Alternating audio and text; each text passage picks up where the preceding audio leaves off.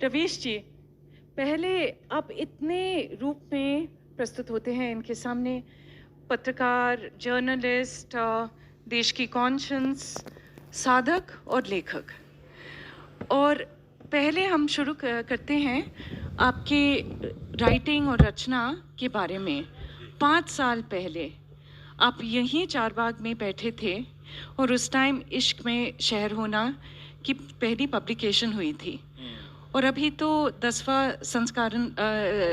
Addition हो गई है। हाँ, लेकिन जब 5 साल पहले इश्क की बातें लिख रहा था तो मुझे लगा था कि हिंदुस्तान में चारों तरफ मोहब्बत ही मोहब्बत है। किताब लिख दी तब पता चला कि इतनी नफरत फैल गई है। तो फिर मैंने इश्क की बातें लिखना छोड़ दी और फिर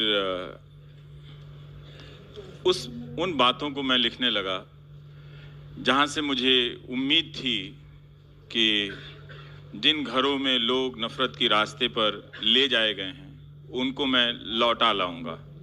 ऐसा मेरा भ्रम भी था और यही मेरी कोशिश भी थी कि सांप्रदायिकता, राष्ट्रवाद के नाम पे जो सांप्रदायिकता आती है वो दरअसल वो राष्ट्रवाद को कवर के रूप में इस्तेमाल करती है।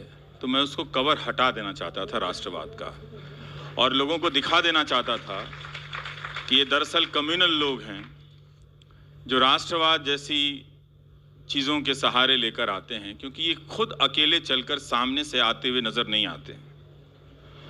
तो इसलिए बहुत ज़रूरी था कि अपनी सारी भूमिकाओं को एक भूमिका में समेट देने की, और वो थी नागरिक की भूमिका। तो मैं नेता वाला बहुरूपिया नहीं हूँ, मैं नागरिक हूँ जो इधर भी देख रहा हूँ, उधर भी देख रहा हूँ, आपको भी देख रहा हूँ कि हमारा काम जो है, नागरिक की जो निगाहें होती हैं वो सरहद पर खड़े सिपाही की तरह चौकस निगाहें होती हैं। वो देख रहा होता है अपने आप को, अपने अगल बगल को, अपने सियासतदान को, अपने झूठ बोलने वाले नेताओं को भी। तो अगर हम इस भूमिका में ना आएँ और आप ना आएँ तो अंदाज़ा नहीं है कि इतिहास हमें बताता है कि जुल्म का कौन सा बड़ा झोंका, आंधी जुल्म की आने वाली है और हम सबको उड़ा कर ले जाएगी। ले जा रही है, वैसे ले जा रही है। तो इसलिए ज़रूरी था कि आप नागरिक की भूमिका में आ जाएं। अभी अभी आ रहा हूं तो देखिए लोग कितने शानदार और ज़हीन लोग होते हैं। किसी ने गणतंत्र दिवस के मौके पर मुझे बधाई भेजी है और पहली लाइन ये लिखी है कि लोकतंत्र में नागरिक से बड़ा कोई पद नहीं होता है। पहली लाइन यही लिखी है।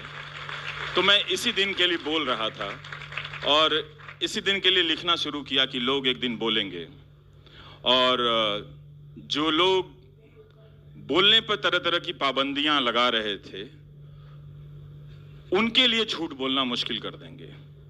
कुछ कुछ होता हुआ दिखाई दे रहा है, मुझे उम्मीद है कि और भी ज्यादा दिखाई देगा। आज तो गणतंत्र दिवस है। इस दिन में हमारी देश एक रिपब्लिक की फॉर्म में स्थापित हो गई थी, और ये 3 जो प्रॉमिस थी, ये वचन हमने एक आपस में किया था, पर निभाया है कि हम निभाए नहीं, कि हम सामाजिक, आर्थिक और राजनीतिक न्याय, विचार, अभिव्यक्ति, विश्वास, धर्म और उपासना की स्वतंत्रता, प्रतिष्ठिता और अवसर की समता, ये फर्ज हमने निभाया क्या रवीश? नहीं, हम इस फर्ज को पूरा नहीं कर पाए, और अलग अलग दौर में अलग अलग लोग इसकी कोशिशें करते रहे हैं, मगर हम सबको समान अवसर देने में फेल रहे हैं। अभिव्यक्ति की जो स्थिति है वो आप देख ही रहे हैं कि क्या हालत हो गई है, और शिक्षा, भाईचारा, जो भी हमने प्रियम्बल में लिखा है, ऐसा नहीं कि हमने कुछ भी हासिल नहीं किया, हमने हासिल किया है, पर हम उस यात्रा की आधी मंजिल तक भी नहीं पहुंचे हैं जहां मैं पहुंचकर खड़ा होकर ये कहना था कि हाँ, हम इतना हासिल कर चुके हैं और आगे भी कर लेंगे। देखिए, आज बहुत ही खूबसूरत दिन है, ये महीना है कि जहां पर बहुत सारे लोग हज़ारों की संख्या में संविधान की प्रस्तावना पढ़ते हुए नज़र आ रहे हैं। वरना तो हमें स्कूल से लेकर कॉलेज में संविधान की किताबें ही नहीं दिखाई गई थी। बहुत से लोग पूरी जिंदगी जी गए और उन्होंने संविधान की किताब छू कर नहीं देखी थी। आज प्रस्तावना उनके हाथों में है और जबान पर है।